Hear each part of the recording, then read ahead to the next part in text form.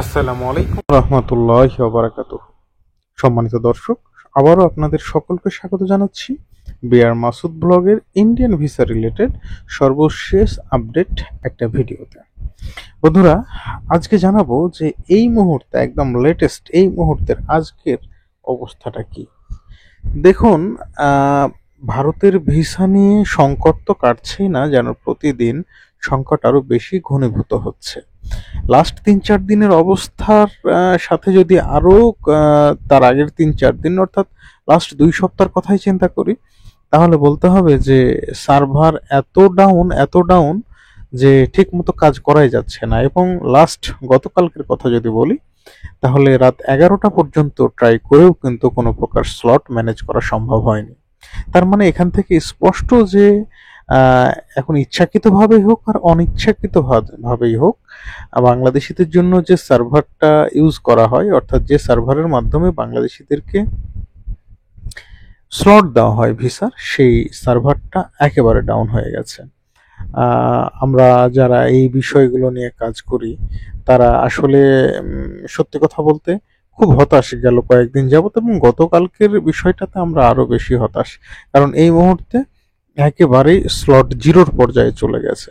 তো চাইলেই কিন্তু রাতারাতি হয়তো এই সমস্যার সমাধান হবে না, কারণ গেল কিছুদিন আগেও কিন্তু মোটামুটি ভাবে স্লট একটু বৃদ্ধি পেয়েছিল। তবে সেই স্লটটা আবার কেন কমে গেল সেটা ভারতীয় কর্তৃপক্ষই ভালো বলতে পারবে। তবে আমাদের আশা যে হয়তো বা অল্প সময়ের মধ্যে এটা রিকভার করবে। এবং এই মুহূর্তে আমি আপনাদেরকে একটা সহজ পথ দেখাতে চাই। যদি খুব এমার্জেন্সি হয় আপনার ভারতের ভিসা, তাহলে ভাই দেরি না করে সরাসরি আপনার বাড়ির কাছে যে হাই কমিশন আছে, অর্থাৎ চালুকৃত হাই কমিশন, ম্যাক্সিমাম হাই কমিশনগুলোই বন্ধ, সেই হাই কমিশনে গিয়ে আপনি দ্রুত আপনার অ্যাপ্লিকেশন সাবমিট করুন। সাথে অর্থাৎ ভারতীয় ভিসার জন্য যা যা লাগে সমস্ত ডকুমেন্টসের একটা কপি, ফটোকপি সহ আপনি আপনার আবেদনটা কমপ্লিট করুন।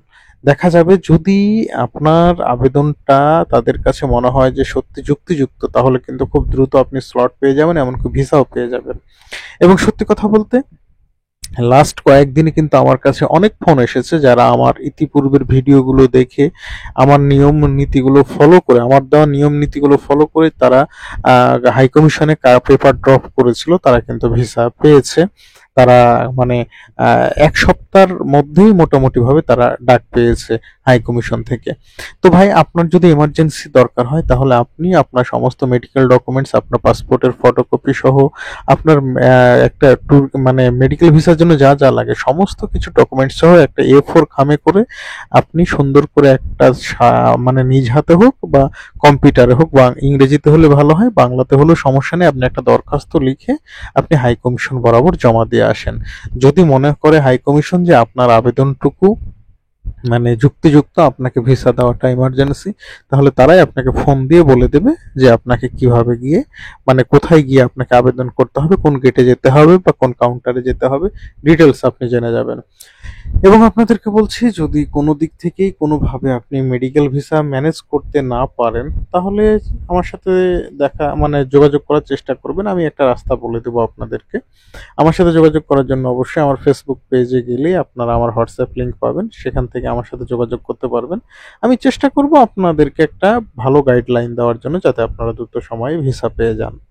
তো এটাই ছিল সর্বশেষ আপডেট। সকলকে ধন্যবাদ। আসসালামু আলাইকুম রহমতুল্লাহ।